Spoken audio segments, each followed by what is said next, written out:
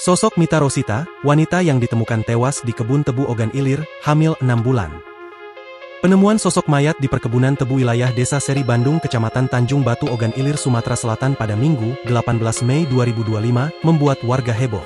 Diketahui jika mayat wanita yang ditemukan pada siang pukul 13.30 WIB tersebut merupakan Mita Rosita, 25 tahun, warga Desa Betung 1, Kecamatan Lubuk Keliat, Ogan Ilir. Penemuan jasad wanita ini pertama kali terungkap oleh petani yang kala itu melintas di area perkebunan tebu tersebut. Kepala Desa Betung 1, Dedi Krisna, membenarkan bahwa wanita yang ditemukan sudah tak bernyawa itu merupakan warga desanya. Benar, warga Desa Betung 1 atas nama Mita Rosita, kata Dedi, ditemui di TKP, Minggu, 18 Mei 2025, petang. Dedi mengungkapkan ada barang-barang berharga yang ditemukan berjarak sekitar 200 meter dari jasad Mita. Ada motor, dompet, sandal milik Mita, ungkap Dedi. Berdasarkan informasi dari warga, Mita ternyata sehari-hari berbisnis jual beli barang secara online.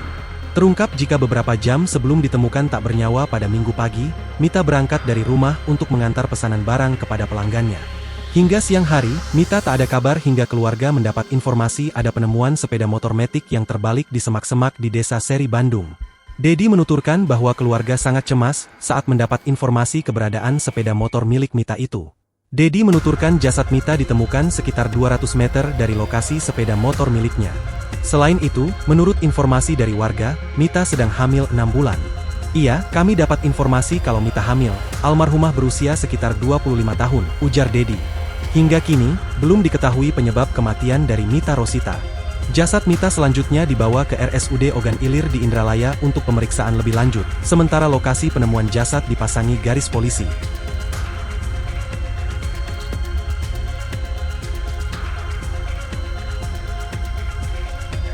Download Tribun X sekarang, menghadirkan lokal menjadi Indonesia.